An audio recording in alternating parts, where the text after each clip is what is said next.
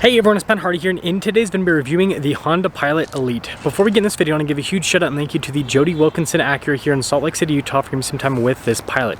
I'm going to include a link to their website in the description down below so you can check out both their new and pre-owned inventory.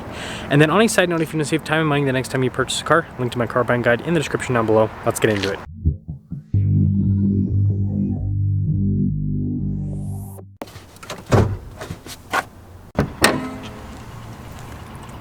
Powering this is a naturally aspirated 3.5 liter V6 that goes through a 10-speed automatic transmission. Power outputs are 285 horsepower and then 262 pound-feet of torque. Now, before we move forward with this review, I do want to mention if you want to see more videos just like this, then I recommend you subscribe because I post content every single day. Starting with the hood, you guys can see flat there in the center, and then notice how it kind of falls off just slightly on either side. Now, we've got the Pilot's new headlight design, which looks really sharp, especially with the daytime running light there. And then you guys can see the chrome trim that goes across the front. Notice how the grill's all blacked out, and then you got the Honda logo front and center, and then parking sensors at the bottom. And putting it all together, I think it looks pretty cool with the front end design. Now, coming on the side here, our tire wheel setup is 255, 50, 20 in the front and over in the rear. And you guys can see here with the wheels, you got the silver there on the top, and then notice how it's metallic gray behind that. And then you can see with the fender flares here, and then notice that trim continues all along the side. And we have some silver trim right there. And then we got chrome there at the bottom of the windows. And then taking a few steps back, here's our full side view with the Pilot Elite. Now, taking a look at the key fob, we have our lock and unlock function, remote start, we got the opening for the hatch, and then the Honda logo on the back. And popping into the rear, you guys can see with the third row folded down, you've got tons of storage space in the back. We also happen to have this 12 volt right here. I like this right here, you press that to close it, and it's got like a person walking away. But notice with the rear passengers, they got these little like armrests, USB port as well, and then you can see with the vent. And notice how this is actually covered. So if you use this back area to store stuff that's dirty, then you're not gonna get it dirty. Now, when it comes to the third row, just like most crossovers in this segment, I would reserve it for kids. The headroom's actually really good because of the boxier design, just the legroom that's going to be a bit more cramped with that third row. Anyways, when you're all done, just press that and that'll lower the hatch right back down.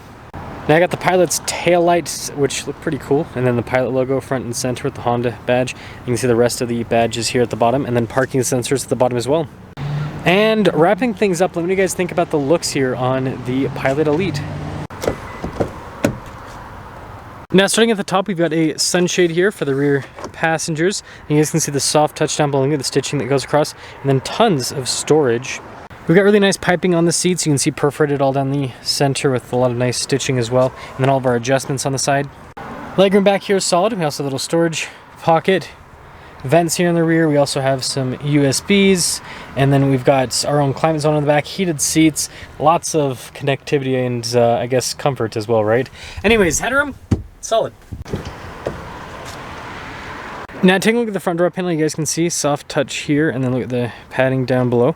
We've got all of our window controls right here with our mirror adjustments. Mirrors do power fold in. Got memory seats as well, and then blind spot monitoring with the mirrors. Really nice piping with the seats. You can see perforated all down the center portion. All of our adjustments here on the side, and then we've got this for the hatch, stability control, and the steering wheel is manually adjustable.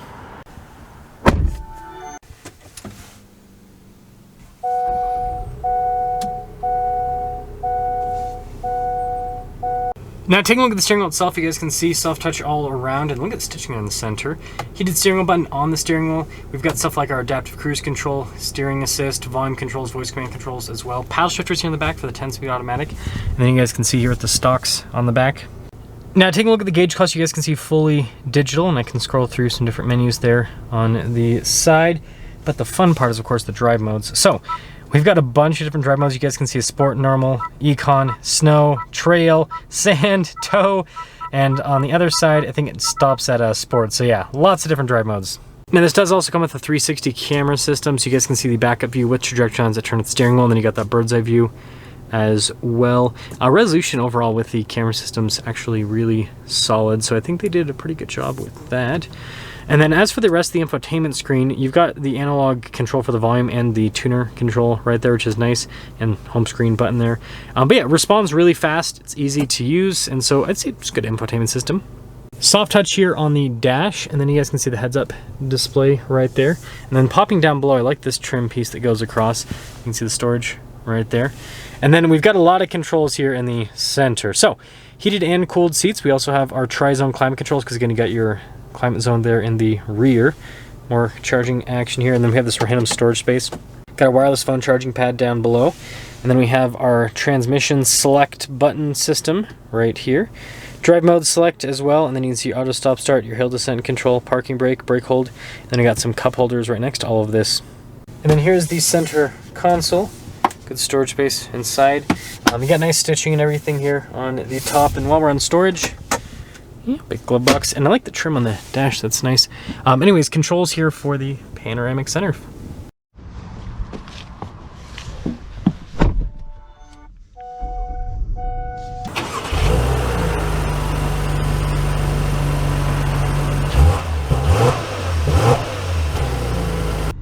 Now let's talk about visibility before we set off. Here's your visibility over the hood, and hope you can now see the heads-up display. Both of the mirrors, which do have blind spot monitoring, and throughout the rest of the rear. And, well, let us set off. So, the Pilot Elite, the Rolls Royce of Hondas, right? That's what the Elite package is supposed to be, the high-end luxury package. Basically, what it looks like they're trying to do is give you an Acura without the Acura price tag. So I thought it was fitting that we reviewed this over at the Acura dealership, because this obviously is same vehicle as the MDX, just in Honda skin. And so yeah, we'll see if it's got a lot of Acura-ness. I will tell you, from an interior perspective, although, you know, it's got some nicer materials, it's not quite on the level of an Acura, but you know, it's nice for what it is. Good torque out of the V6, so I think that's nice. I wouldn't call it insanely fast by any means, but gets up and moves. Seats are comfortable too. I like the fact we got the heated and cooled function. I will say, I like this control stack. The climate controls have a nice tactile feel, but this doesn't feel as nice as what's in like the Civic and the Acura Integra. I think that they should have just done the same climate controls in this than those have, because those have like the best tactile feel. But yeah, it's really smooth. I think the I like how the V6, look how the V6 feels.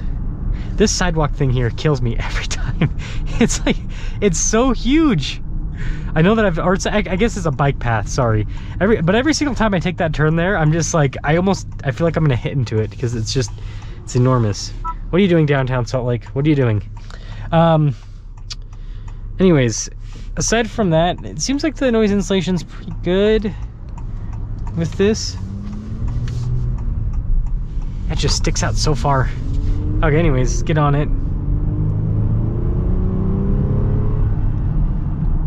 I mean, it's got good power. It's competitive for the segment. Let's see how quick the transmission is. It's not insanely quick, but it's smooth. So I'd say they did a pretty good job overall. Actually, we're just in drive. Let's pop into the S mode. So that should sharpen things up. Oh yeah. Definitely quicker. Still more on the smooth side than the, you know, super snappy quick side. Seems like they saved the super snappy quick shifting for the Acuras, but it still does a great job. So to cap things off here with this Pilot Elite, the Rolls Royce of Hondas. I think it looks pretty good on the outside. I like the new boxy design. I think the interior is pretty nice. Not quite an Acura, but I mean, it's close, and it drives really well overall. I think that, you know, like, why should you get the Elite? Basically, if you just want all the luxury features that the Pilot can offer, and you like the Pilot looks over the MDX looks, then that's why you would get this. But I'll be honest, like, as cool as I think the Elite is, this is not my favorite Pilot package. I think the Trail Sport is the coolest package to get on the Pilot, and I think if you're gonna want to go more luxury, I would just get a base model MDX over. That's just my opinion, but let me know what you think about the Pilot Elite.